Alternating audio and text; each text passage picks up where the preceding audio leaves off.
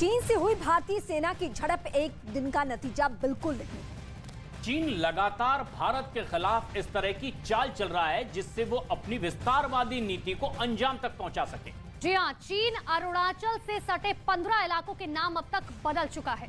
इन 15 में से 8 इलाकों में तिब्बत के लोग रहते हैं और 2017 में भी वो भारतीय सीमा से ही लगे हुए 6 इलाकों के नाम बदल चुका है। इतना ही नहीं, इस साल अक्टूबर में उसने इलाकों के नाम बदलने से संबंधित एक कानून भी बनाया।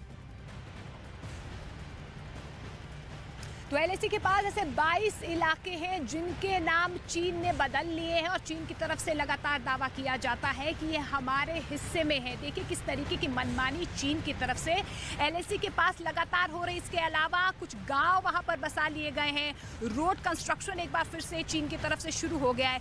लेकिन ये किस्सा यहीं पर खत्म नहीं होता है। आपको पीछे 2020 भी लिए चलते हैं जब गलवान घाटी में भी भारतीय सेना और चीनी सेना आमने सामने हुई थी। उस वक्त भी किस तरीके से नापाक हरकत चीन ने की थी। हमारी सीमा के अंदर दाखिल हो गए थे, लेकिन मुंहतोड़ जवाब उस वक्त भी भारतीय सेना ने चीन को दिया था। चीन की ताजा हरकत की वजह से एलएसी के आसपास फिर से बड़े एनकाउंटर का खतरा खड़ा हो गया है।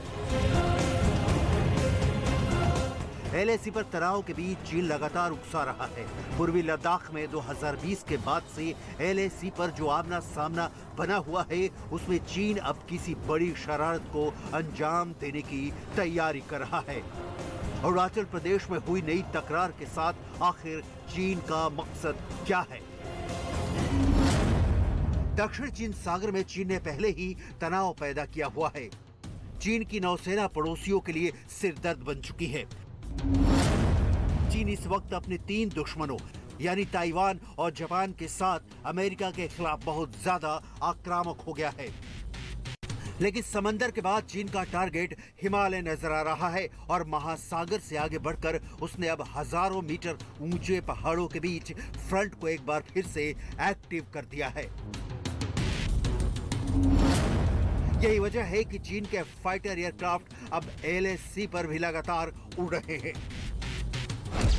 चीन ने युद्ध के लिए भड़काने वाला काम शुरू कर दिया है और इसमें उसने अब अपनी एयरफोर्स के बहुत ही खास और फ्रंट लाइन फाइटर्स को इस्तेमाल करना शुरू कर दिया है।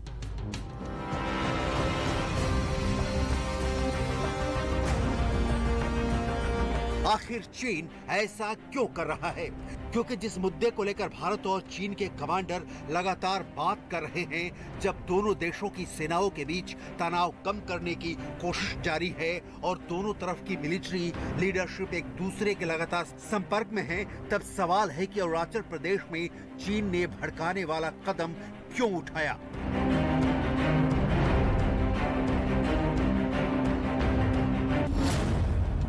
चीन और भारत के बीच मई 2020 से एलएसी पर तनाव है। गलवान में झड़प और दोनों तरफ सैनिकों की मौत के बाद चीन और भारत दोनों की फौज जिन जगहों पर आमने सामने थी वहां से पीछे भी हटी है। पेंगोंग झील के दोनों तरफ पीछे हटने के बाद डेपसोंग और डेमचौक के इलाके में एलएसी के करीब अब दोनों सेनाएं तैनात हैं। लद्दाख एलएसी पर दोनों तरफ 50 से 60 हजार फौज अब भी मौजूद है। एलएसी पर कॉन्फिडेंस बिल्डिंग मेजर्स के लिए ये बातें बहुत अहम हैं और ऐसी ही बातों को बुनियाद बनाकर पेंगोंग के दोनों किनारों से तनाव को कम किया गया था।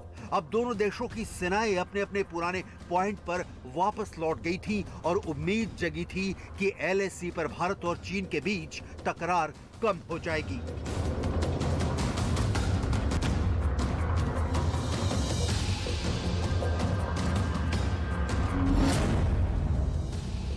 लेकिन लगता है कि शी जिनपिंग ने इन बातों को जैसे डस्टबिन में डाल दिया है, क्योंकि चीन की सेना दोनों देशों के बीच बातचीत को कोई अहमियत नहीं देती। चीन दरअसल वो करना चाहता है जो उसके विस्तारवाद वाली नीति कहती है।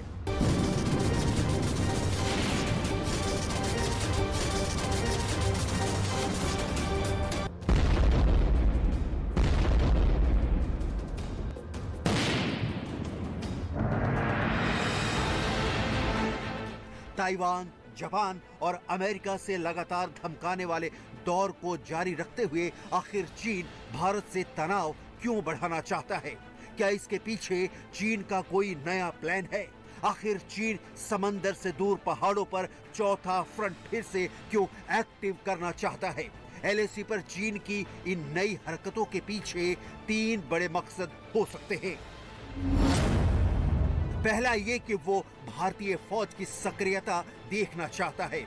इसे रिस्पॉन्स टाइम कहते हैं, यानी उसे जवाब कितनी देर में मिलता है। दूसरा ये कि चीन ये भी देखना चाहता है कि भारत ने कौन कौन से मिलिट्री बेस एलएसी के पास एक्टिव किए हुए हैं, ताकि युद्ध के हालात में वो इससे बचकर अपने मिशन को अंजाम दे सके। और तीसरा, वो लगातार एलएसी पर तनाव बनाते हुए इस इलाके में विवाद बरकरार रखना चाहता है, यानी वो अपनी दादागिरी कायम रखना चाहता है।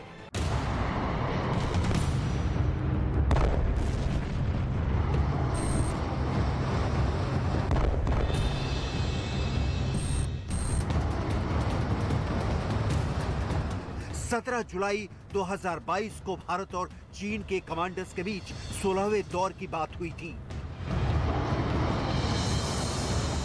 और अब 17वें दौर की बातचीत का इंतजार है। लेकिन अब चीन ने अरुणाचल प्रदेश में जो हरकत की है, उससे लगता है कि 2023 में वो भारत के साथ फिर से तनाव बढ़ाना चाहता है। एलएसी पर उसकी नीयत फिर से खराब नजर आ रही है।